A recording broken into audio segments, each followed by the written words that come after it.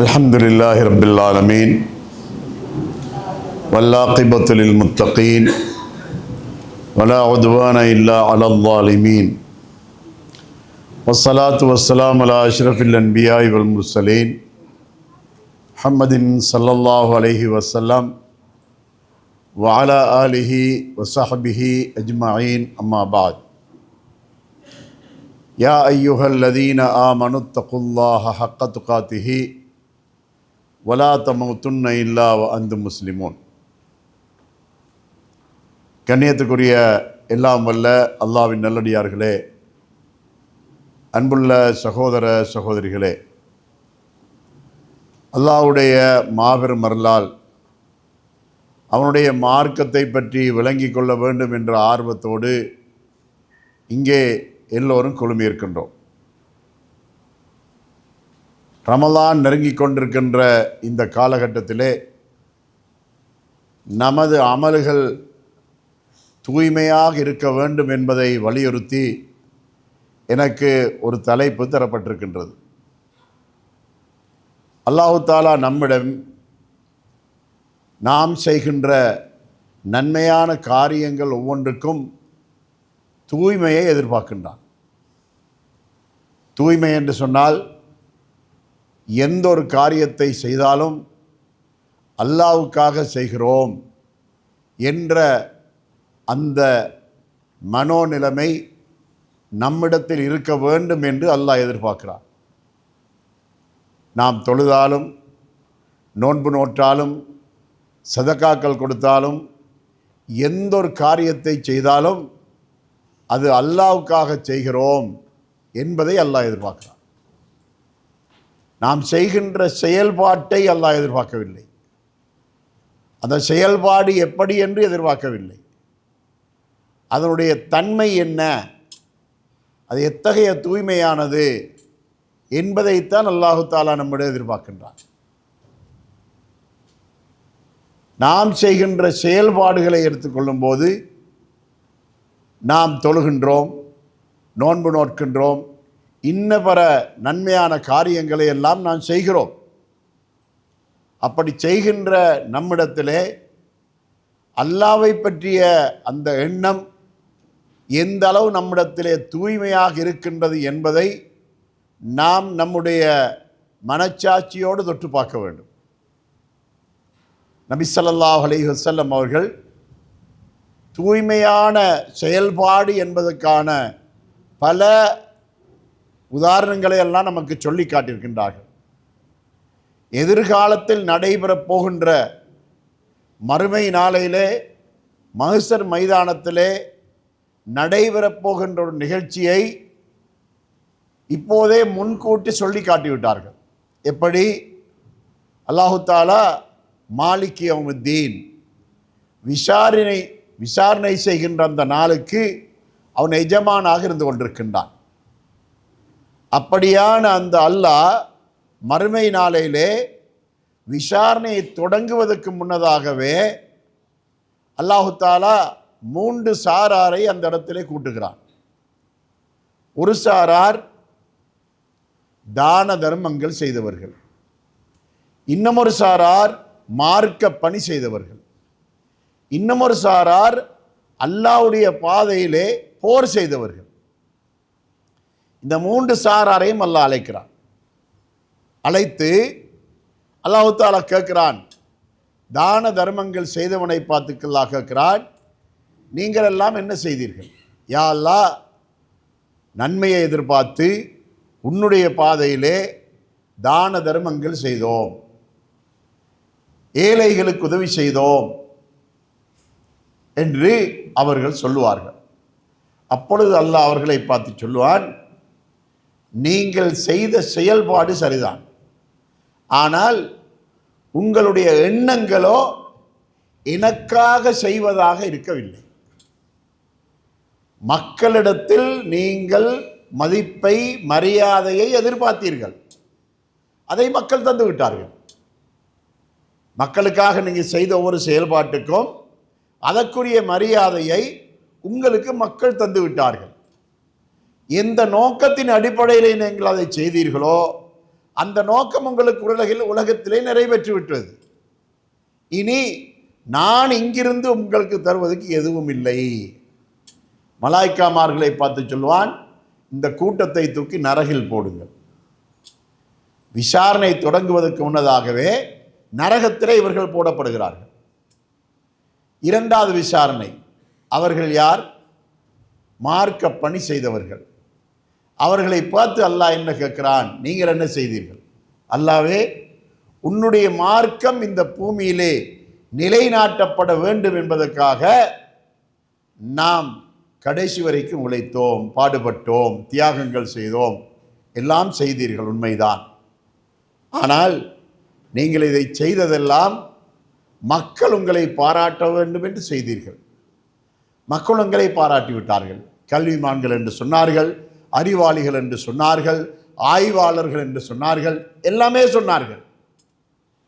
இங்கு உங்களுக்கு தருவதற்கு என்னிடத்தில் எதுவும் இல்லை. மலாய்க்காமார்களை பார்த்து சொல்வான், இவர்களையும் தூக்கி நரகில் போட்டு விடுங்கள். இந்த இரண்டு சாராரும் இந்த பணியை செய்து கொண்டு உலகத்தில் வாழ்ந்து கொண்டாவது இருந்தார்கள். தர்மங்கள் கொடுத்தவர்களோ மார்க்க பணி செய்தவர்களோ அதை செய்து கொண்டு வாழ்ந்து கொண்டிருந்தார்கள். மூணாவது சாரார் யார் தெரியுமா? அல்லாஹ்வுடைய பாதையிலே போராடி ஷஹீதாகினவர்கள், உயிரை தியாகம் செய்தவர்கள். அவர்களை பார்த்து அல்லாஹ் கேட்கிறான், நீங்கள் என்ன செய்தீர்கள்? அல்லாஹ்வே, உன்னுடைய மார்க்கம் பூமியிலே நிலைநாட்டப்பட வேண்டும் என்பதற்காக எங்களது உயிரை அர்ப்பணித்து போராடினோம். அல்லாஹ் சொல்லுவான், நீங்கள் போராடினது உண்மைதான், ஆனால் உங்களுடைய எண்ணங்கள் எல்லாம் மக்கள் உங்களை பாராட்ட வேண்டும், உங்களை வீரர்கள் என்று சொல்ல வேண்டும் என்பதுதான் உங்களுடைய எண்ணமாக இருந்தது. அதனால் உங்களுக்கு நான் தருவதற்கு எதுவும் இல்லை. மலாய்க்காமார்களை நோக்கி சொல்வான், அவர்களையும் தூக்கி நரகத்தில் போடுமாறு சொல்வான். சகோதரர்களே, இந்த மூன்று சாராரையும் பாருங்கள். ஒரு சாரார் நிறைய தான தர்மங்கள் செய்தவர்கள், இன்னொரு சாரார் மார்க்க பணி செய்தவர்கள், மூன்றாவது சாரார் என்ன? போர்க்களங்களிலே போராடி உயிர் நீத்தவர்கள். அல்லாஹ் இவர்கள் ஒவ்வொருவரையும் பார்த்து என்ன சொன்னான்? உங்களது உள்ளத்தில் தூய்மை இருக்கவில்லை, எனக்காகவென்று நீங்கள் செய்யவில்லை, அதனால உங்களுக்கு நான் தருவதற்கு எதுவும் இல்லை என்று அல்லாஹு தாலா அவர்களை மறுமை நாளையிலே நரகத்திலே இந்த மூன்று சாராரையும் தூக்கி எறிந்ததற்கு பின்னால் தான் அல்லாஹ் விசாரணையே தொடங்குவதாக நபி ஸல்லல்லாஹு அலைஹி வஸல்லம் சொல்லி காட்டுகின்றார்கள். சகோதரர்களே, மறுமை நாளையிலே எத்தகைய நிகழ்ச்சிகள் நடைபெறும் என்று சொன்னால், நாம் எந்த அளவுக்கு மிக கவனமாக நம்முடைய அமல்களை நாம் செய்ய வேண்டும். அதாவது பணக்காரர்களை, செல்வந்தர்கள் எடுத்துக்கொள்வோம், பல கோடிகளை தர்மம் செய்கின்றார்கள். இந்த கோடிகள் எல்லாம் அல்லாஹ்வுக்கு துரும்பு போல கூட இல்லை. காரணம் என்ன? வானங்களும் பூமியும் அவைகளுக்கு மத்தியுள்ள எல்லாமே அல்லாஹ்வுக்குரியவை. அல்லாஹ்வுடைய ஹசானா எப்படிப்பட்ட ஹசானா தெரியுமா? நபி ஸல்லல்லாஹு அலைஹி வஸல்லம் சொன்னார்கள், அல்லாஹு தாலாவுடைய ஹசானாவுடைய அந்த ஹசானாவுடைய தகுதி தரம் எதுவென்று சொன்னால், அதாவது இந்த உலகத்தில் இருக்கின்ற எல்லா மனிதர்களும் மூமின்களாகவே இருந்து ஒருவர் கூட பாவி இல்லாமல் எல்லோரும் மூமின்கள். அந்த மூமின்களும் எப்படிப்பட்டவர்கள் என்றால், அவர்களில் மிக கூடுதலாக அல்லாஹ்வை பயப்படக்கூடிய ஒருவரை போல எல்லோரும் இருந்தாலும் அத்தனை பேருக்கும் அல்லாஹு தாலா தன்னுடைய ஹசானாவிலிருந்து கொடுக்க வேண்டியவைகளெல்லாம் கொடுத்து முடித்தது பின்னால எந்த அளவுக்கு அந்த ஹசானாவிலிருந்து குறையும் என்று சொன்னால், கடலுக்குள்ளே ஊசியை போட்டு அதை எடுக்கும்போது எந்த அளவு அதிலே தண்ணீர் ஒட்டிக்கொள்ளுமோ அந்த அளவுக்கு தான் அதிலிருந்து குறையும். அதை விட அந்த ஹசானா குறைய மாட்டாது. அல்லாஹ்வுடைய ஹசானா அப்படிப்பட்டது. அப்படிப்பட்ட ஹசானாவுகளுக்கு சொந்தக்காரனாக இருக்கின்ற அல்லாஹ்வுக்கு முன்னால ஒருவன் கோடிக்கணக்கிலே தர்மம் கொடுத்து விட்டு அல்லாஹ்வுடைய பாதையிலே நான் அதிகமாக கொடுத்து விட்டேன் என்று பெருமை அடிக்க முடியாது. ஏனென்றால் இந்த பொருள் எதுவும் அல்லாஹ்வுக்கு பெரியவைகள் அல்ல, துரும்புக்கும் மதிப்பில்லாதவைகளைத்தான் இவை இருந்து கொண்டிருக்கின்றன. அதனால அல்லாஹ் நம்மிடமிருந்து எதிர்பார்ப்பதெல்லாம் நம்முடைய அமல், நம்முடைய இபாதத்து, நம்முடைய வணக்கம் தூய்மையாக இருக்க வேண்டும் என்று தான் எதிர்பார்க்கிறார். அதனால் பிறர் பார்ப்பதற்காக, பிறர் நம்மை மெச்சுவதற்காக நாம் எந்த காரியமும் செய்துவிடக்கூடாது.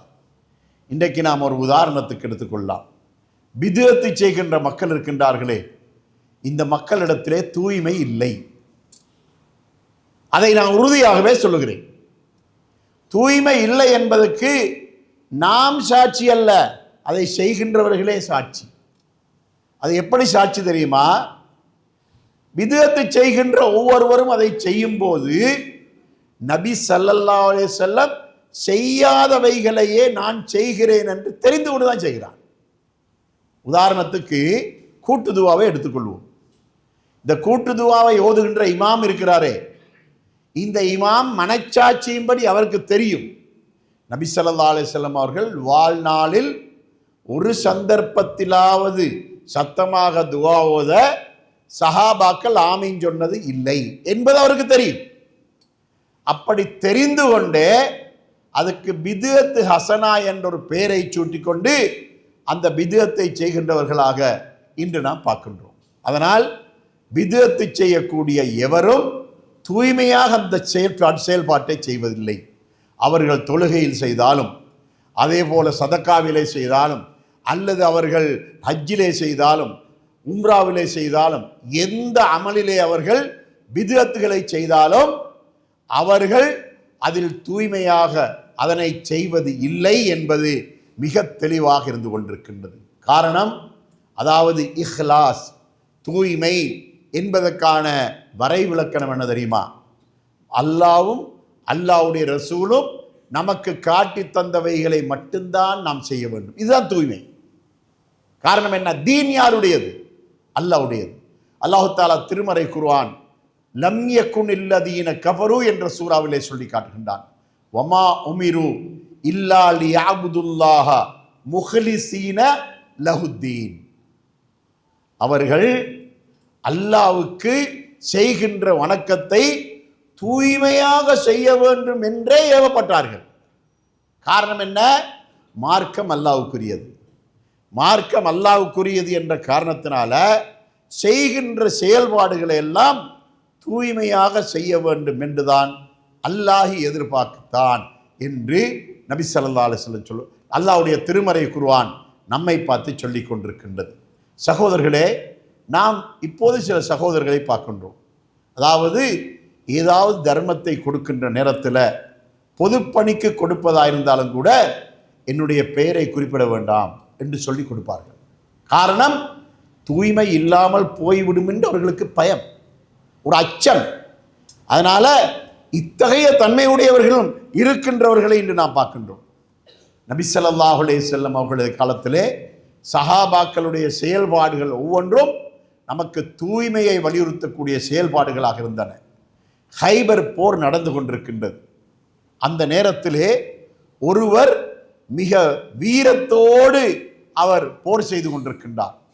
அவருடைய வீரத்தை கண்டு ஏனைய சஹாபாக்கள் ஆச்சரியப்பட்டார்கள்.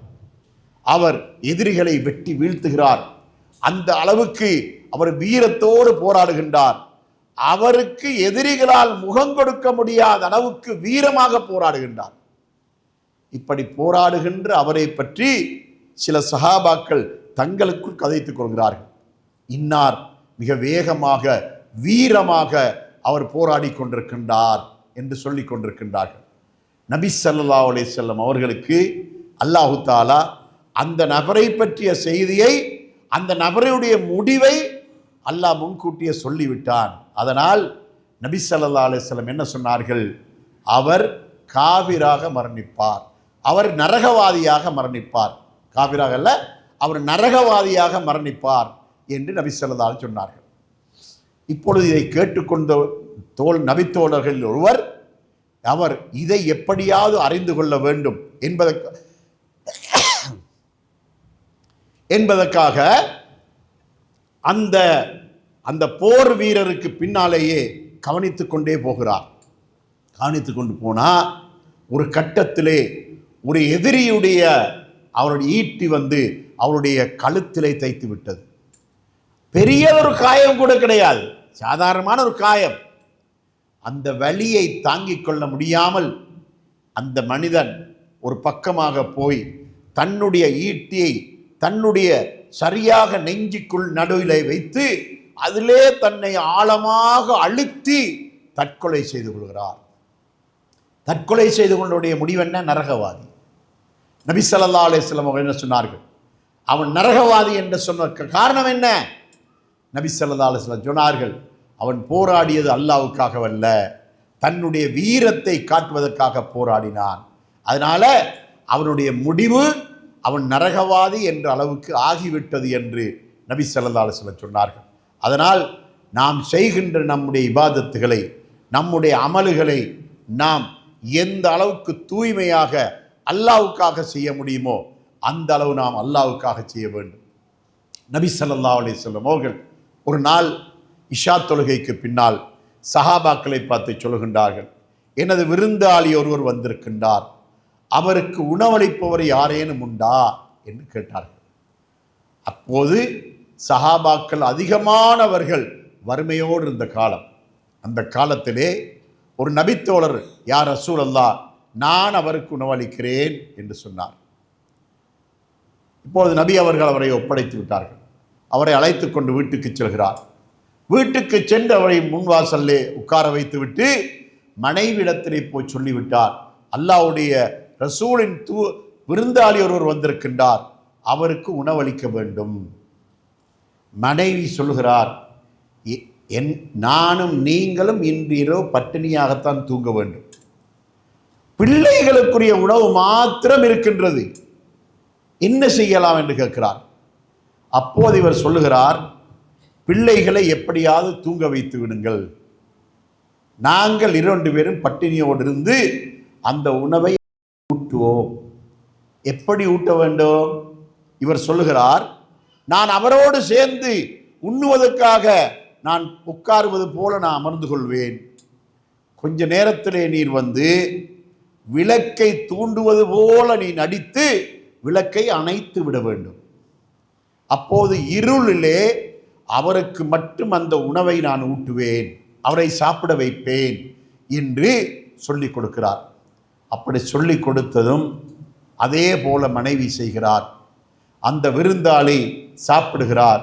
இவரும் தான் உண்ணுவது போல் அந்த இருளிலே நடித்து கொண்டு சாப்பிடுங்கள் சாப்பிடுங்கள் என்று சொல்லி சொல்லி சொல்லி சாப்பிட வைத்து விட்டார். விருந்தாளி முழுமையாக சாப்பிட்டு விட்டு அவர் பள்ளிவாசலுக்கு போய்விட்டார். மறுநாள் காலை நபி ஸல்லல்லாஹு அலைஹி வஸல்லம் அவர்கள் ஃபஜ்ருடைய தொழுகையை தொழுது முடித்ததுக்கு பின்னால அந்த நபித்தோழரை அழைக்கிறார்கள். அந்த நபித்தோழரை பார்த்து, நீர் எனது விருந்தாளிக்கு உணவளித்ததை பார்த்துவிட்டு அல்லாவே ஆச்சரியப்பட்டு விட்டான் என்று நபி ஸல்லல்லாஹு அலைஹி வஸல்லம் சொல்கிறார்கள். ஏனென்றா அந்த நிகழ்ச்சி நடந்து முடிந்த உடனேயே அல்லாஹ் தஆலா நபி ஸல்லல்லாஹு அலைஹி வஸல்லம் அவர்களுக்கு தன்னுடைய மகிழ்ச்சியை வஹி மூலம் அறிவித்து விட்டான் என்ற செய்தியை நபி ஸல்லல்லாஹு அலைஹி வஸல்லம் அவர்கள் நமக்கு சொல்கின்றார்கள். சஹாபாக்கள் இந்த மாதிரியாகத்தான் அவர்கள் நடந்து கொண்டார்கள். அல்லாஹ் தஆலா இதற்காக திருமறை வசனம் ஒன்று இறக்குகின்றான், அல்லதீன யுன்ஃபிகூன அம்வாலஹும் பில்லைலி வன்னஹாரி சிர்ரன் வஅலானியத்தன் ஃபலஹும் அஜ்ருஹும் இன்த ரப்பிஹிம் வலா கௌஃபுன் அலைஹிம் வலா ஹும் யஹ்சனூன். அவர்கள் தங்களுடைய பொருள்களை அல்லாஹ்வுடைய பாதையிலே இரகசியமாகவும் பகிரங்கமாகவும் அதே போல அவர்கள் இரவிலும் பகலிலும் அவர்கள் தானம் செய்கின்றவர்களாக இருக்கிறார்கள் என்ற இந்த வசனத்தை அல்லாஹ் தஆலா இறக்குகிறான். சகோதரர்களே, நாம் நம்முடைய அத்தனை செயல்பாடுகளையும் நாம் தூய்மையாக செய்ய வேண்டும். நபி ஸல்லல்லாஹு அலைஹி வஸல்லம் அவர்கள் இந்த தூய்மையை பற்றி சொல்லும்போது எந்த அளவு சொல்லுகிறார் என்றால், ஒரு கணவன் தனது மனைவிக்கு ஊட்டி விடுகின்ற உணவு இருக்கின்றதே, அதுவும் ஒரு சதக்கா என்று சொல்கிறார்கள். ஏன்? கணவன் மனைவியோடு தூய்மையாக நடந்து கொள்ள வேண்டும், அதே போல மனைவி கணவனோடு தூய்மையாக நடந்து கொள்ள வேண்டும் என்பதை இந்த சம்பவம் நமக்கு உணர்த்தக்கூடியதாக இருந்து கொண்டிருக்கின்றது. எனவே அல்லாஹ் தஆலா நம்மிடமிருந்து எதிர்பார்ப்பதெல்லாம் தூய்மையைத்தான் என்பதை இது நமக்கு உணர்த்தக்கூடியதாக இருந்து கொண்டிருக்கின்றது. நாம் இந்த ரமலான் வந்து விட்டதென்றால் இந்த ரமலானை முழுமையாக நாம் இறை அச்சத்தோடு தக்குவாவோடு நாம் இந்த ரமலானை கழிக்க வேண்டும். இந்த ரமலான் தொடங்குவதற்கு முன்னதாகவே நாம் ரமலானுக்கென்று தயாராகிவிட வேண்டும். ஆயிஷா நாயகி அறிவிக்கக்கூடிய ஹதீஸை நாம் புகாரி, முஸ்லிம் போன்ற கிரந்தங்களிலே பார்க்கின்றோம். ஆயிஷா நாயகி சொல்கிறார்கள், நபி ஸல்லல்லாஹு அலைஹி வஸல்லம் அவர்கள் ஷஅபான் மாதம் வந்துவிட்டதும் சுன்னத்தான நோன்புகளை வளமையை விட அதிகம் நோட்பார்கள். காரணம், ரமலானுக்கென்று தம்மை தயார்படுத்திக் கொள்வார்கள். அதாவது நபி அவர்கள் வழக்கமாக திங்கட்கிழமை, வியாழக்கிழமை நாளையிலே ஒரு வாரத்தில் 2 நோன்பு நோட்பார்கள். அதே போல பிறை 13, 14, 15 ஒரு மாதத்தில் 3 நோன்பு நோட்பார்கள். இப்படியெல்லாம் நோன்பு நோக்கக்கூடிய நபி ஸல்லல்லாஹு அலைஹி வஸல்லம் அவர்கள் ஷஅபான் மாதத்தில் மட்டும் சுன்னத்தான நோன்புகளை அதிகம் நோட்கின்றவர்களாக இருந்தார்கள் என்று ஆயிஷா நாயகி சொல்கிறார்கள். ஏன்? ரமலானுக்கென்று தம்மை தயார்படுத்திக் கொள்வார்கள். இதில் நாம் இங்கு சொல்ல வேண்டிய முக்கியமான ஒரு விஷயம் இருக்கின்றது.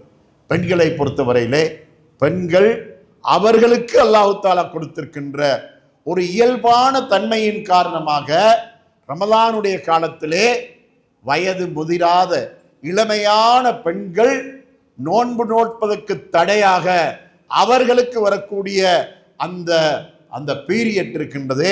அதனால ஒரு நோன்புக்கு இடையில் அவர்களுக்கு ஒரு 4, 5, 6, 7 நோன்புகளை அவர்கள் நோக்க முடியாதவர்களாக ஆகிவிடுவார்கள். அப்படி ஆகினா அந்த நோன்பை அடுத்த ரமலான் தொடங்குவதற்கு முன்னதாக அவர்கள் நோற்றுக்கொள்ள வேண்டும். அதாவது ஆக கூடினா ஒரு 6 அல்லது 7 நோன்பு, அவ்வளவுதான். அந்த நோன்புகளை எப்போது அடுத்த 11 மாதத்துக்கிடையே அவர்கள் நோற்றுக்கொள்ள வேண்டும். மாதத்தில் ஒரு நோன்பு நோற்றாலும் கூட 11 நோன்பு நோட்கின்ற அளவுக்கு 11 மாதம் அவர்களுக்கு இருப்பதில்லை. அப்படியான நோன்புகளை அவர்கள் திருப்பி நோற்றுக்கொள்ள வேண்டும். அதிலே அதிகமான பெண்கள் கவனக்குறைவாக இருக்கிறார்கள். கவனக்குறைவாக இருந்துவிட்டு அதை கதா செய்வதற்கு அவர்கள் தொடங்குகின்ற காலம் ஷாபான். ஷாபான் வந்துவிட்டால் எல்லோரும் கதா நோன்பு நோட்பார்கள்.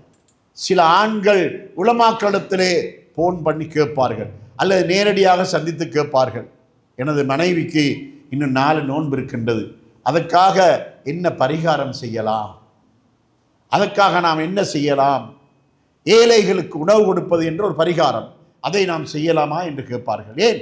அந்த அளவுக்கு நோன்பிலே கவனக்குறைவு. அதனால் நோன்புகள் பெண்களுக்கு விடுபடுமாயிருந்தால், கலாவாகி விடுமாயிருந்தால், ஆண்களுக்கு நான் ஒரு ஆலோசனை சொல்ல விரும்புகின்றேன். அவர்கள் என்ன செய்ய வேண்டும் என்று சொன்னால், அதாவது திங்கள் வியாழன் என்ற வாரத்தில் 2 நாள் நோக்கக்கூடிய நோன்பு இருக்கின்றது அல்லவா, இந்த நோன்பை கணவன்மார்கள் மனைவிமார்களுக்கு நினைவூட்டி வியாழக்கிழமை, ஞாயிற்றுக்கிழமையா மனைவிக்கு சொல்ல வேண்டும், நாளை திங்கட்கிழமை நான் ஒரு சுன்னத்தான நோன்பு நோக்கிறேன், நீ அதை பயன்படுத்தி உன்னுடைய கலாவை நோற்றுக்கொள். அதே போல நாளை வியாழக்கிழமையா, இன்று புதன்கிழமை கணவன் மனைவிக்கு சொல்வது, நாளை நீ உனது கலாவை நோற்றுக்கொள், நான் சுன்னத்தான நோன்பை நோற்றுக்கொள்கிறேன் என்று கணவனுக்கு மனைவிக்கு கணவன் உதவியாக இருக்க வேண்டும். அல்லாஹ் என்ன சொல்கிறான்? வத்தஆவனு அலல் பிர்ரி வத்தக்வா, அல்லாஹ்வை பயந்து நடக்கவும் நன்மையான காரியங்கள் செய்யவும் நீங்கள் ஒருவருக்கொருவர் உதவியாக இருங்கள் என்று அல்லாஹ் சொல்கிறானே, அந்த அடிப்படையிலே கணவனுக்கு மனைவி உதவியாக, மனைவிக்கு கணவன் உதவியாக இருந்து இந்த நோன்புகள் கலாவாகாத அளவுக்கு நாம் கூடுதலாக நாம் கவனமாக இருக்க வேண்டும் என்பதை இங்கு கவனத்தில் கொள்ள வேண்டும். அதனால நபி ஸல்லல்லாஹு அலைஹி வஸல்லம் அவர்கள் ரமலானுக்கென்றே தம்மை தயார்படுத்திக் கொள்வதற்காக ஷாபான் மாதத்திலே அதிகமான சுன்னத்தான நோன்புகளை நோக்கக்கூடியவர்களாக இருந்தார்கள். ரமலான் வந்து விட்டது என்று சொன்னால் நபி ஸல்லல்லாஹு அலைஹி வஸல்லம் அவர்கள் இரவு தொழுகையிலே தம்மை ஈடுபடுத்திக் கொள்வார்கள். இன்று நாம் எல்லாம் ரமலானுடைய காலத்திலே இரவு தொழுகையை பள்ளிவாசலுக்கு வந்து ஜமாத்தாக தொழுகிறோம். ஆனால் நபி ஸல்லல்லாஹு அலைஹி வஸல்லம் அவருடைய காலத்திலே நபி அவர்களோ சஹாபாக்களோ அத்தனை பேரும் இந்த தொழுகையை தனித்தனியாகத்தான் தொழுதார்கள், ஜமாத்தாக தொழவில்லை. அந்த நாள சஹாபாக்கள் எவரும் இதிலே பொடுபோக்காக அலட்சியமாக இருக்கவில்லை. அத்தனை சஹாபாக்களும் இந்த இரவு தொழுகையை தொழுவதிலே மிக மிக உள்ளச்சத்தோடு தூய்மையோடு நடந்து கொண்டார்கள் என்பதை அவருடைய வரலாறுகள் நமக்கு சொல்லி கொண்டிருக்கின்றன. நபி ஸல்லல்லாஹு அலைஹி வஸல்லம் அவர்கள் ரமதான் வந்து விட்டது என்று சொன்னால் 20 நோன்புகள் முடிகின்ற வரைக்கும் வீட்டிலேயே இரவில் தொழுவார்கள். ஆனால் 20ஆம் நோன்பு வந்து விட்டதென்றால் 20ஆம் நோன்பை நோற்றவர்களாக அவர்கள் பள்ளிவாசலை நோக்கி வருவார்கள். வந்து இஅ்திகாஃப் இருப்பார்கள். இஅ்திகாஃப் இருக்கின்ற போது அவர்கள் இரவு பகலாக பள்ளிவாசல் தான் இருப்பார்கள். இஅ்திகாஃபுடைய சட்டம் என்ன?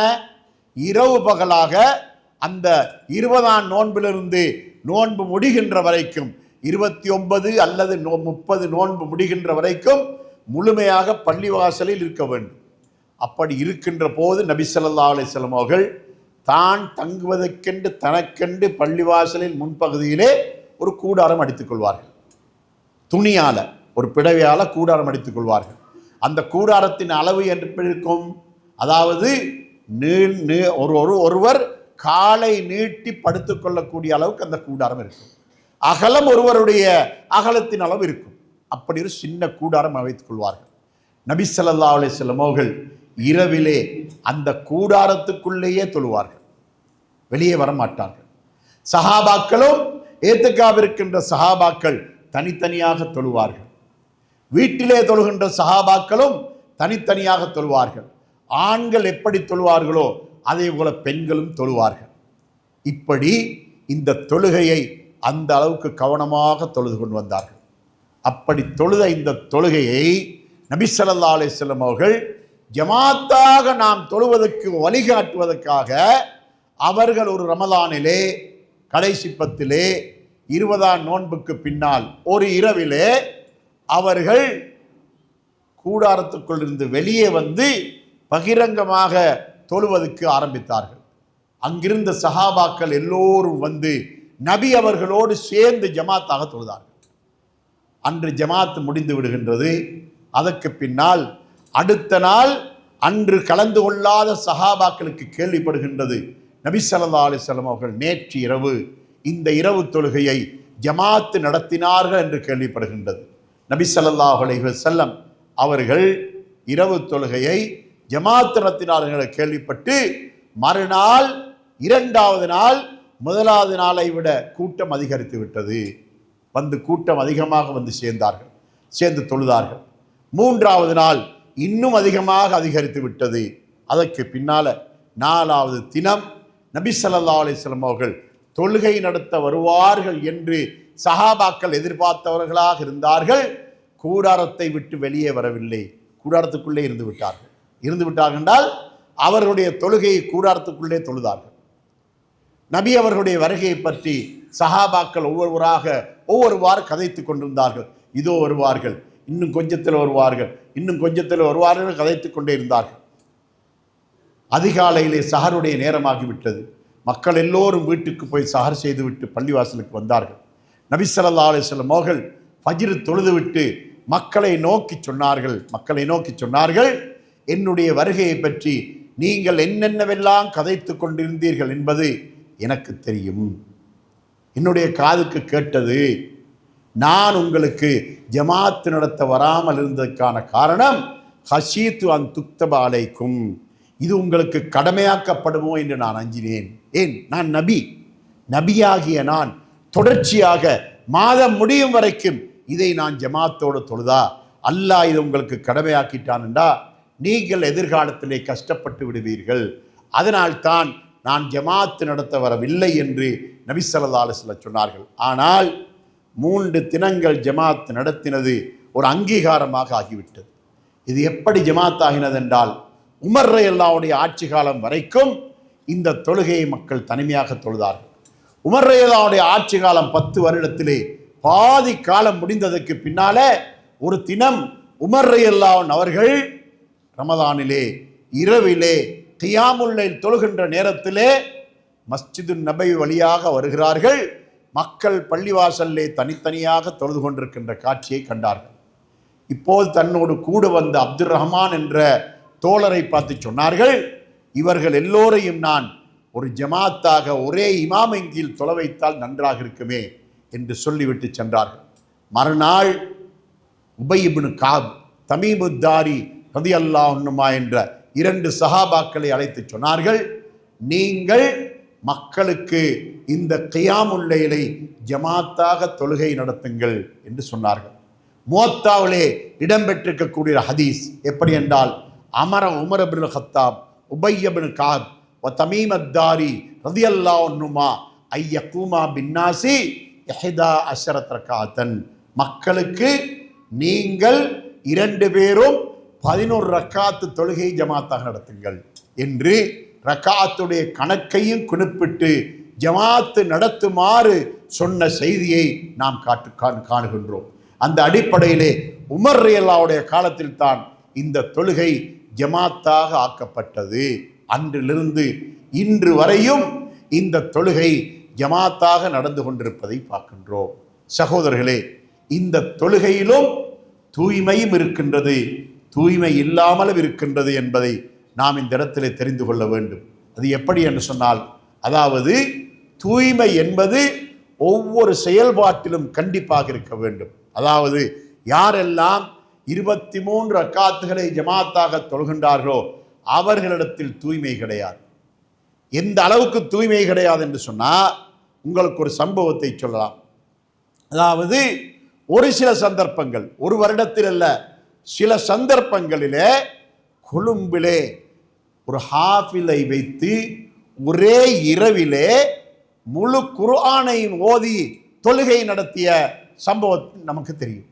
இந்த கியாமுல் லைல், அதாவது 23 ரக்காத்து தொழுகையில் 3 ரக்காத்து வித்திரு போக பாதி 20 ரக்காத்திலும் முழுமையாக முழு குர்ஆனை மோதி தொழுகை நடத்தின ஒரு நிகழ்ச்சி ஒரு சில சந்தர்ப்பங்களே நடைபெற்றிருக்கின்றது.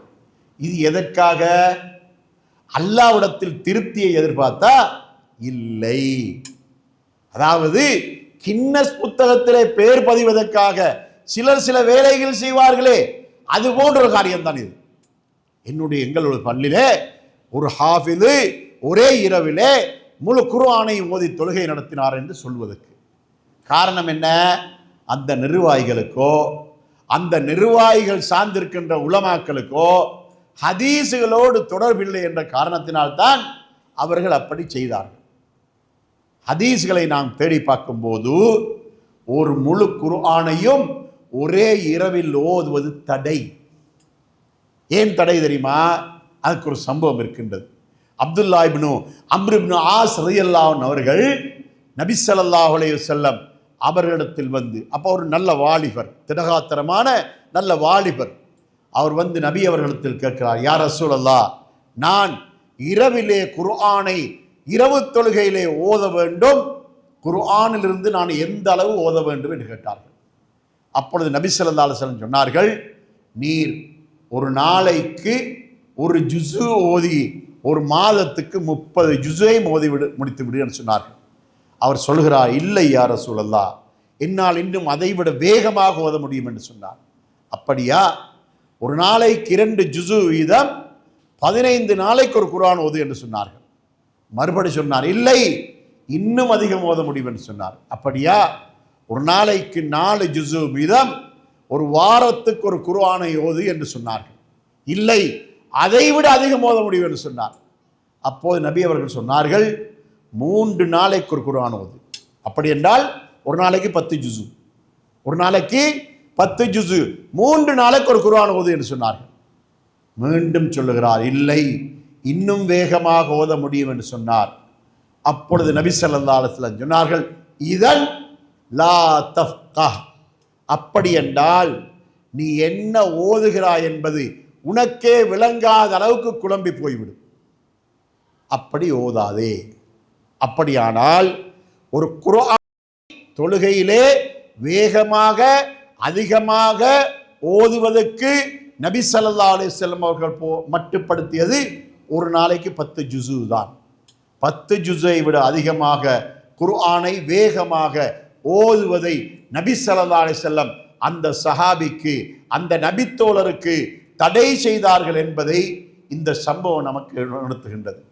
அதாவது எந்த பள்ளிவாசல்களிலே ஒரு முழு குர்ஆனையும் ஒரு இரவிலே ஓதினார்களோ அந்த பள்ளிவாசலில் இருந்த தொழுகை நடத்திய அந்த ஹாஃபிலுக்கு இந்த ஹதீஸ் தெரிந்திருந்தால் நடத்தியிருப்பாரா?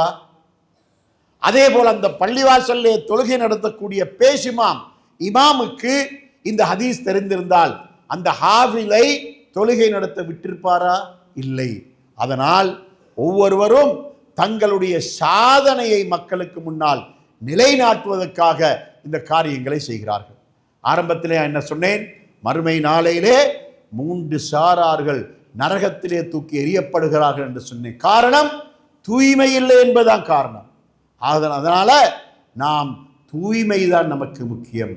அல் குர்ஆனை அழகாக ஓதும் போதும் நம்மிடத்தில் தூய்மை தான் இருக்க வேண்டும். குர்ஆனை நான் அழகாக பாராயணம் செய்து மக்கள் இந்த குர்ஆனை இனிமையாக கேட்க வேண்டும், குர்ஆனை சங்கையாக மதிக்க வேண்டும் என்ற எண்ணம் இருந்தால் அது தூய்மையானதுதான். ஆனால் தான் ஒரு காரி தன்னுடைய கிராத்தை போல வேறு எவராலும் ஓத முடியாது என்று சாதனை படைப்பதற்காக ஒரு ஓதினால் அது தூய்மை இல்லை, அவனுக்கு நன்மை இல்லை. குர்ஆனை ஓதினால் ஒரு எழுத்துக்கு 10 நன்மை உண்டு. அல் குர்ஆனிலிருந்து நாம் எந்த அளவுக்கு அதிகம் ஓதுகின்றோமோ அந்த அளவு நமக்கு நன்மை இருக்கின்றது. அந்த நன்மையை நாம் அடைந்து கொள்வதற்கு தூய்மை இருந்தால் மட்டும்தான் நமக்கு தெரியும். மறுமை நாளில் நடைபெறப் போகின்ற ஒரு சம்பவம் எப்படி தெரியுமா? அதாவது அல்லாஹு தாலா அல் குர்ஆனை அதிகமாக ஓதிய ஒருவரை சுவர்க்கத்தின் வாசல்லே கொண்டு வந்து நிறுத்தி அல்லாஹு தாலா அவரை பார்த்து சொல்வான், நீர் இந்த குர்ஆனை எந்த அளவுக்கு ஓத முடியுமோ அந்த அளவுக்கு நீ ஓதிக்கொண்டே நீ நடந்து போ. அதை ஓதி முடிக்கின்ற இடம் வரைக்கும் நடந்து போய் அந்த இடத்திலிருந்து நீ தொடங்கிய இடம் வரைக்கும் உனக்கு சுவர்க்கத்தில் சொந்தம். அவனுக்குரிய சுவர்க்கத்தின் இடத்தை அல்லாஹு தாலா சொல்கிறான். அந்த அளவுக்கு சுவர்க்கத்திலே உனக்கு நான் இடத்தை தருவேன் என்று அல்லாஹ் சொல்வதாக நபி ஸல்லல்லாஹு அலைஹி வஸல்லம் சொல்லி காட்டுகின்றார்கள். யாருக்கு? தூய்மையான எண்ணத்தோடு குர்ஆனை யார் ஓதுகிறாரோ அவருக்குத்தான் இந்த நன்மை என்பதை நாம் இங்கு தெரிந்து கொள்ளக்கூடியதாக இருந்து கொண்டிருக்கின்றது. அதனால் நம்மிடத்திலே நாம் செய்கின்ற ரமலானுடைய அமல்கள் விஷயத்திலே நம்மிடத்திலே தூய்மை இருக்க வேண்டும் என்பதை நாம் கவனத்தில் கொள்ள வேண்டும். இந்த ரமலானுடைய காலம் வந்துவிட்டால் பெண்களை பொறுத்தவரையிலே அவர்களுக்கு பகல் நேரத்திலே 2 சந்தர்ப்பங்களிலே அவர்களுக்கு தாராளமாக நேரம் கிடைக்கின்றது. முதலாவது சந்தர்ப்பம் காலை உணவு சமைக்கின்ற சந்தர்ப்பம். காலை உணவு சமைப்பது, அதை உண்ணுவதற்காக கணவனுக்கும் பிள்ளைகளுக்கும் பரிமாறுவது என்ற அந்த நேரம் அவர்களுக்கு ஓய்வு கிடைக்கின்றது. அதே போல பகல் நேரம் அப்படித்தான். பகல் உணவு சமைப்பது, அதை கணவனுக்கும் பிள்ளைகளுக்கும் பரிமாறுவது என்ற அந்த நேரம் அவர்களுக்கு ஓய்வு கிடைக்கின்றது. இப்படி ஓய்வு கிடைக்கின்ற நேரம் இருக்கின்றதே, அந்த நேரத்திலே நமது தாய்மார்கள், நமது பெண்மணிகள் குர்ஆனை ஓதுவதற்கு அவர்கள் பழக்கப்படுத்திக் கொள்ள வேண்டும். முதலாவது நோன்பிலே நீங்கள் குர்ஆனை ஓதத் தொடங்கினால், நீங்கள் முயற்சி செய்தால் ஒரு வாரத்துக்கு ஒரு குர்ஆனை முடித்து விடலாம், அதைவிட அதிகமாக முடித்து விடலாம். ஒரு கிழமைக்கு ஒரு குர்ஆனை முடித்தால் ரமலான் முடிவதற்கிடையில 4 குர்ஆன்களை சம்பூர்ணமாக ஓதி முடித்து விடலாம். ஆனால் இன்னும் ஒரு முக்கியமான செய்தியை நான் உங்களுக்கு சொல்ல வருகின்றேன். என்னவென்றால், இந்த குர்ஆனை நமக்கு புரியாத அரபு மொழியிலே ஓதுவதற்கின்றதே, இது கடமை கிடையாது, நன்மைக்காக செய்கின்றோம்.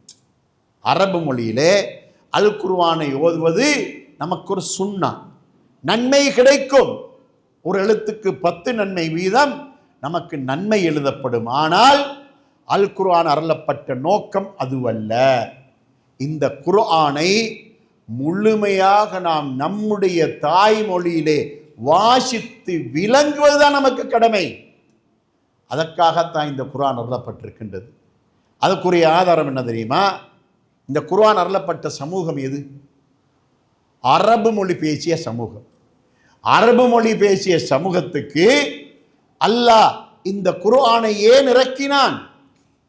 அல்லாஹ்வுடைய வேதம், இந்த வேதம் மக்களுக்கு வழிகாட்டக்கூடியது, தாலிக்கல் கித்தாபுல் லா ரைப ஃபீஹி ஹுதல் லில் முத்தகீன். அல்லாஹ்வை பயந்து நடக்கின்றவர்களுக்கு நேரு வழிகாட்டக்கூடிய ஒரு வழிகாட்டி தான் இந்த குர்ஆன். நீ எப்படி வாழ வேண்டும், நீ எப்படி கணவன் மனைவியோடு கணவன் மனைவியுடைய வாழ்க்கை எப்படி அமைய வேண்டும், பிள்ளைகளை எப்படி வளர்த்தெடுக்க வேண்டும், இபாதத்துகளை எப்படி செய்ய வேண்டும், கொடுக்கல் வாங்கல் எப்படி செய்ய வேண்டும், இப்படி நமது வாழ்க்கையோடு தொடர்பட்ட அத்தனை அம்சங்களை உள்ளடக்கியதான் இந்த குர்ஆன். இந்த குர்ஆன் நமக்கு வழிகாட்டுகிறது. ஒரு இயந்திரத்தை நாம் வாங்குகிறோம், அதோடு நமக்கு ஒரு கேட்லாக் தருகிறார்கள். அந்த கேட்லாக் எதற்கு? அந்த இயந்திரத்தை எப்படி இயக்குவது, அதுக்கு எப்படி ஆயில் பண்ணுவது, அதுக்கு எப்படி சேவ்ஸ் பண்ணுவது, இப்படி எல்லாவற்றையும் நமக்கு உணர்த்துவதற்கான ஒரு கேட்லாக், அது வழிகாட்டி. அந்த இயந்திரத்தை இயங்குவதற்கான வழிகாட்டி தான் கேட்லாக். நம்முடைய வாழ்க்கைக்கான கேட்லாக் தான் இந்த குர்ஆன். நீ எப்படி அல்லாஹ்வை வணங்க வேண்டும், எப்படி காலையில் விழிக்க வேண்டும், எப்படி தொழுகையில் ஈடுபட வேண்டும், எப்படி நீ அல்லாஹ்வுக்கும் ரசூலுக்கும் வழிபட வேண்டும், கணவன் மனைவிக்கு எப்படி கடமை சேவை செய்ய வேண்டும், மனைவி கணவனுக்கு எப்படி சேவை செய்ய வேண்டும், கொடுக்கல் வாங்கல் எப்படி செய்ய வேண்டும், இப்படி நம்முடைய வாழ்க்கையோடு தொடர்பட்ட அத்தனை அம்சங்களையும் உள்ளடக்கிய ஒரு வழிகாட்டி தான் இந்த குர்ஆன். இந்த குர்ஆனை முழுமையாக வாசிக்கின்ற கடமை நமக்கு இருக்கின்றது. அதாவது நாம பெண்களை பொறுத்தவரையில் கடந்த சுமார் ஒரு 50 வருடங்களுக்கு முற்பட்ட காலம், 50 என்ன ஒரு 30-35 வருடங்களுக்கு முற்பட்ட காலத்திலெல்லாம், அதாவது பெருவிரலால் ஒப்பம் போடக்கூடிய சைன் பண்ணக்கூடிய பெண்கள் அதிகமாக இருந்தார்கள். ஆனால் இப்போது என்று சொன்னால் சகோதரர்களே, அப்படி ஒரு காலம் இருந்தது. அதாவது எழுத தெரியாது, வாசிக்க தெரியாது, இந்த விரலால் ஒப்பம் போடுற அளவுக்கு ஒரு காலம் இருந்தது. ஆனால் இப்போது அப்படி அல்ல. ஆண்களும் தான் பெண்களும் தான். ஆக குறைந்தது ஓயில் 11ஆம் ஆண்டு வரைக்கும் படிக்காத பிள்ளைகள் இல்லை. அதை தாண்டி ஏஎல் யூனிவர்சிட்டி என்ற அளவுக்கு இன்று படித்த மக்கள் இருக்கிறார்கள்.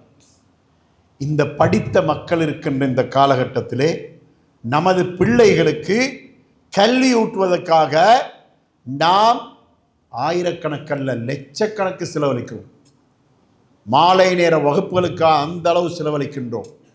டியூஷன் நடத்துகின்றவர்களுக்கும் கூட 1 மணி நேர வகுப்புக்கு 200 ரூபாய், 250 ரூபா, அந்த அளவுக்கு மக்களிடத்திலே பணம் அறவிடுகின்றார்கள். இப்படியெல்லாம் இன்று பிள்ளைகளை கஷ்டப்பட்டு படிக்க வைக்கின்றோம். ஆனால் இப்படி படிக்க வைக்கின்ற பிள்ளைகளுக்கு நாம் படித்து கொடுக்கின்ற பாடமெல்லாம் துனியாவுக்கு மட்டும்தான் பாடம். அவர் ஒரு டாக்டராக வேண்டும், ஒரு இன்ஜினியராக வேண்டும், ஒரு வக்கீலாக வேண்டும், ஒரு அக்கவுண்டனாக வேண்டும், இப்படி இந்த உயர்ந்த பதவிகளுக்கு என்னுடைய பிள்ளைகள் வர வேண்டும் என்று சொன்னால் இந்த பதவியெல்லாம் அவனுடைய மௌத்து வரைக்கும் தான் பதவி. இவர்கள் படிக்கின்ற படிப்பினால இவர்களுடைய வாசிப்பு திறன் எல்லாவற்றையும் இதற்காகத்தான் பயன்படுத்துகிறார்கள். இதே வாசிப்பு திறனை இந்த பிள்ளைகளுக்கு குர்ஆனை படிப்பதற்கு நாம் அவர்களுக்கு தூண்டுகிறோமா? பிள்ளைகளுக்கு போட வேண்டிய சட்டம் என்ன? நீ உனக்கு பணம் கட்டி மாலை நேர வகுப்புக்கு அனுப்பி உன்னை படிக்க வைக்கிறேன், நீ வீட்டிலே பாடங்களை மீட்டி படிக்க வேண்டும் என்று சட்டம் போடுகின்ற பெற்றோர்கள் என்ன சட்டம் போட வேண்டும் தெரியுமா? குர்ஆனுடைய மொழிபெயர்ப்பிலிருந்து ஒரு நாளைக்கு குறைந்தது ஒரு அரை மணி நேரமாவது அல்லது ஒரு 20 நிமிடமாவது நீ இதை வாசித்து விட்டுத்தான் உனது பாடசாலை பாடங்களை வாசிக்க வேண்டும் என்று சட்டம் போடுகின்ற தந்தைகள் எத்தனை பேர், தாய்கள் எத்தனை பேர்? இந்த குர்ஆனை அல்லாஹ் தஆலா அரபு மொழி பேசுகின்ற சமுதாயத்துக்கு எதற்கு இறக்கினான்? படித்து விளங்கி நேரு வழி பெற வேண்டும் என்பதற்காக இறக்கினான். அதே குர்ஆனை இன்று நாம் நமது தாய்மொழியிலே ஏன் வாசிக்க வேண்டும்? நமக்கு நேரு வழி காட்டக்கூடிய ஒரு வழிகாட்டி இந்த குர்ஆன். அதனால் இந்த குர்ஆனை கண்டிப்பாக அத்தனை பேரும் வாசிக்க வேண்டும். இதை வாசித்து விளங்குவது கடமை. விளங்காத மொழியில் ஓதுவது ஒரு சுன்னா. ஒரு எழுத்துக்கு 10 நன்மை கிடைக்கின்றது, ஆனால் கடமை அதுவல்ல. கடுமை, வாசித்து விளங்குவது கடமை. நேற்று ஒரு இடத்துல இந்த தலைப்பை பேசும்போது பேசி முடித்ததுக்கு பின்னால் சில சகோதரர்கள் வந்து முறைப்பட்டார்கள், குர்ஆன் மொழிபெயர்ப்பு வாங்குவதற்கு கஷ்டமாக இருக்கின்றது என்று சொன்னபோது, இன்ஷா அல்லாஹ் அதற்கான வழிகளை உங்களுக்கு நாங்கள் காட்டித் தருகிறோம் என்று நான் அவருக்கு பதில் சொன்னேன். மக்கள் ஆர்வத்தோடும் இருக்கிறார்கள். அதனால் நமது கடமை என்ன? நமது வீட்டிலே பிள்ளைகளை எடுத்துக்கொண்டால் ஆளுக்கு ஒரு ஸ்மார்ட் போன், சாதாரண பட்டன் போன் எல்லாம் கிடையாது. பிள்ளைகள் எடுக்க மாட்டார்கள், தூக்கி வீசுவார்கள். இது வேண்டாம், ஏற்றுக்கொள்ள மாட்டார்கள். அப்போ வீட்டிலே பிள்ளைகளுக்கு பட்டன் போன். இந்த கொரோனா வந்த நேரத்தில் இந்த போன் கட்டாயப்படுத்தப்பட்டு விடுது. ஏன்? ஜூம் கிளாஸ் என்பதனால போன் எல்லோருக்கும் தேவை. அந்த நிலைமை ஆக்கப்பட்டு விட்டது. அப்படியான அளவு வீட்டிலே ஆளுக்கு ஒரு போன் என்று சொன்னால், தாயும் தந்தையும் 4 பிள்ளைகளும் என்று சொன்னால் 6 பேருக்கும் 6 போன். சில நேரத்தில் தந்தைக்கு 2 போனுக்கு 3 போன் இருக்கும், தாய்க்கு 2 போன் இருக்கும். இதில் அல் குர்ஆனுடைய விலை என்ன தெரியுமா? ஒரு பட்டன் போனுடைய விலை, ஸ்மார்ட் போன் விலை கிடையாது. அப்படிப்பட்ட ஒரு சின்ன விலை இருக்கக்கூடிய குர்ஆன் இருக்கின்றதே, வீட்டுக்கு ஒரு குர்ஆன் போதாது, ஆளுக்கு ஒரு குர்ஆன் வேண்டும். தாயும் தந்தையும் 4 பிள்ளைகளும் இருக்கிறார்களா, வீட்டுக்கு 6 குர்ஆன் வேண்டும். ஒவ்வொருவரும் தனித்தனியாக குர்ஆனை வாசிக்க வேண்டும். அந்த அளவுக்கு இந்த குர்ஆனை வாசிப்பது நமக்கு கடமை. இந்த ரமலான் வந்துவிட்டது. இந்த ரமலானை நான் மையமாக வைத்து நான் உங்களுக்கு சொல்லக்கூடிய ஒரு அன்பான ஆலோசனை, குர்ஆனை வாசிக்க தொடங்குங்கள். முதலாவது நாளில் ஒரு 10 பக்கம் வாசித்து விட்டீர்களா, அடையாளம் வைத்து விட்டு இரண்டாவது நாள் அந்த இடத்திலிருந்து தொடருங்கள். அடையாளம் வைத்து விட்டு 3வது நாள் அந்த இடத்திலிருந்து தொடருங்கள். இப்படி முழு குர்ஆனை வாசித்து முடித்து விட வேண்டும். உதாரணத்துக்கு நான் சொல்லுகிறேன், ஒரு வாலிபன் சூரா யூசுஃபை வாசித்தார் என்று வைத்துக் கொள்ளுங்கள். அந்த வாலிபனை அந்த சூரா யூசுப் வழிகாட்டு, அந்த வாலிபனுக்கு வழிகாட்டும். ஏன்? யூசுப் அலைஹிஸ்ஸலாம் அவர்கள் திடகாத்திரமாக வாலிபனாக இருக்கின்ற நேரத்திலே, அந்த வீட்டுக்குள்ளே யாருமே இல்லாத நேரத்திலே, கதவுகளும் ஜன்னல்களும் மூடப்பட்ட நிலைமையிலே, அரசனுடைய மனைவி அவர்களை விபச்சாரத்துக்கு அழைத்த நேரத்திலே அவர்கள் என்ன சொன்னாங்க? மஆதல்லாஹ், அல்லாஹ் என்னை பாதுகாக்க வேண்டும், இந்த பாவத்தை நான் செய்ய மாட்டேன், என்னுடைய ரப்புக்கு துரோகம் செய்ய மாட்டேன் என்று சொன்னார்கள். ஒரு வாலிபன் இதை வாசித்தால் அந்த சிந்திக்கவே மாட்டான். காரணம், குர்ஆன் அவனுக்கு வழிகாட்டுகின்றது. நரகத்தை பற்றிய வசனங்கள், சுவர்க்கத்தை பற்றிய வசனங்கள், மறுமை மஹ்ஷர் மைதானத்தை பற்றிய வசனங்கள், இது எல்லாவற்றையும் படிக்கிற நேரத்தில் இந்த குர்ஆன் அவர்களுக்கு வழிகாட்டும். அதனால் ரமலானை நாம் தூய்மையாக கழிப்பதற்கு அல் குர்ஆன் நமக்கு சிறந்ததொரு வழிகாட்டியாக இருக்கின்றது என்பதனால ஆண்களும் தான் பெண்களும் தான் முழுமையாக இந்த குர்ஆனை வாசிப்பதற்கு ரமலானை பயன்படுத்திக் கொள்ளுமாறு உங்களுக்கு நான் அன்பான ஒரு ஆலோசனை கூறி வைக்க விரும்புகின்றேன். சகோதரர்களே, இந்த ரமலான் மாதத்திலே இந்த குர்ஆனோடு நமக்கு தொடர்பு இருக்கணும். காரணம் என்ன? இந்த குர்ஆன் அருளப்பட்ட மாதமே ரமலான் மாதம் தான்.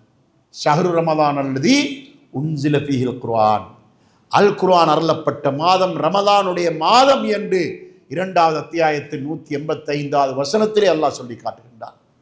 அப்படிப்பட்ட சிறப்பான மாதத்திலே இந்த திருமறை குர்ஆனை நமக்கு ஓய்வு கிடைக்கின்ற நேரங்களில் நாம் அதிகமாக வாசிக்க வேண்டும். நான் என்ன சொன்னேன்?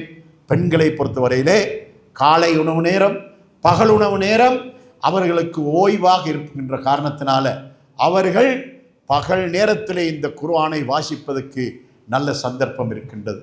அதில் இன்னும் ஒரு செய்தியை நான் இங்கு சொல்ல வேண்டும். இந்த சபையிலே நிறைய வாலிபர்கள் இருக்கின்றீர்கள்.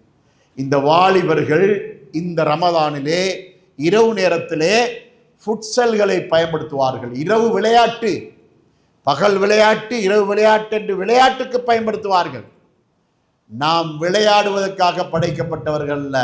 அஃபஹஸிப்தும் அன்னமா ஹலக்னாக்கும் அபஸன் வஅன்னக்கும் இலைனா லா துர்ஜஊன், உங்களை வீணுக்காகத்தான் படைத்தோம் என்றும் விசாரணைக்காக மறுமை நாளையிலே நம் முன்னே கொண்டு வந்து நிறுத்தப்பட மாட்டீர்கள் என்றும் நீங்கள் நினைத்துக் கொண்டிருக்கின்றீர்களா என்று அல்லாஹ் 23வது அத்தியாயத்தின் 115வது வசனத்திலே சொல்லி காட்டுகின்றான்.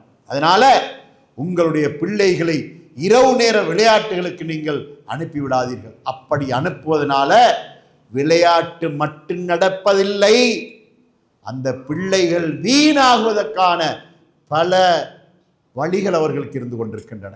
அதனால அவர்களை நீங்கள் பாதுகாத்துக் கொள்ளுங்கள். இந்த இரவு நேரம் மிக முக்கியமானது. இரவு என்பது என்ன தெரியுமா? இரவை அல்லாஹ் எப்படி வைத்திருக்கின்றான்? இபாதத்துடைய காலம்தான் இரவு காலம்.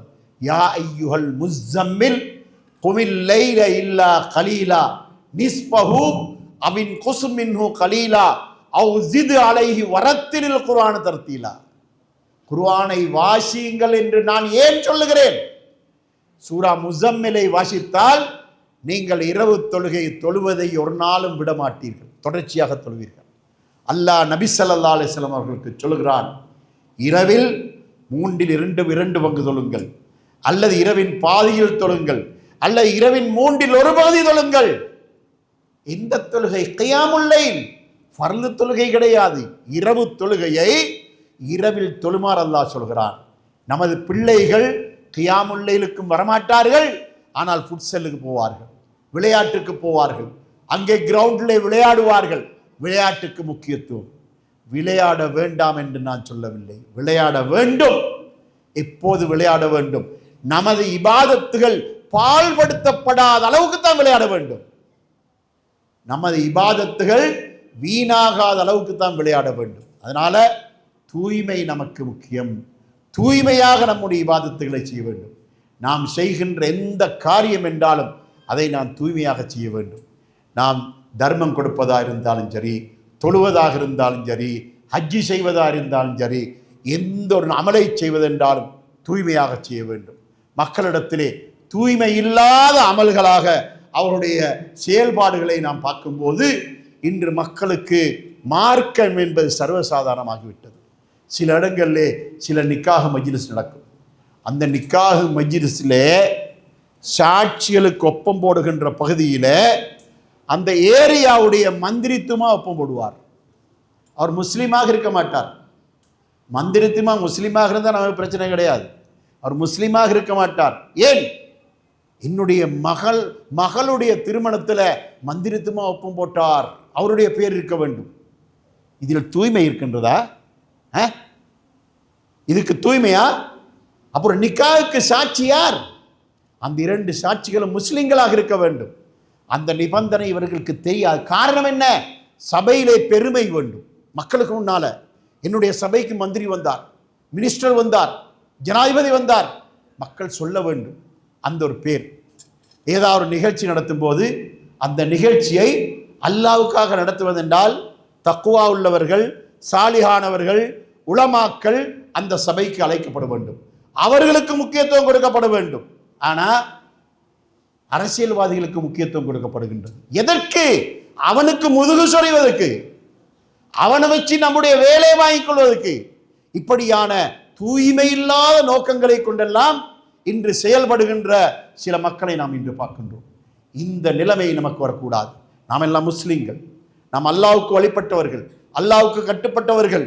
நம்முடைய ஒவ்வொரு செயல்பாட்டையும் அல்லாஹ் ஏற்றுக்கொள்ள வேண்டுமா என்றால் நம்மிடத்திலே தூய்மை வேண்டும். அதனால் நம்முடைய நோன்பு, நம்முடைய தொழுகை, நாம் ஓதுகின்ற குர்ஆன், இது ஒவ்வொன்றிலும் கண்டிப்பாக நமக்கு தூய்மை இருக்க வேண்டும் என்பதை நான் இந்த இடத்திலே உங்களுக்கு நான் வலியுறுத்தி கூறிக்கொள்ள விரும்புகின்றேன்.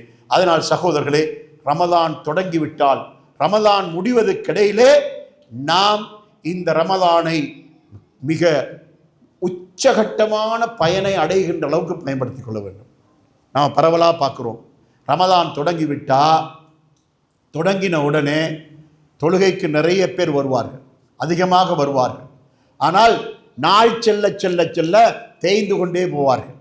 அந்த கூட்டம் பாதியாக குறைந்து காவாசியாக வருகின்ற அளவுக்கு, 4 வருகின்ற அளவுக்கு கூட்டம் குறைந்து கொண்டு வருகின்ற நிலைமை இருக்கின்றது.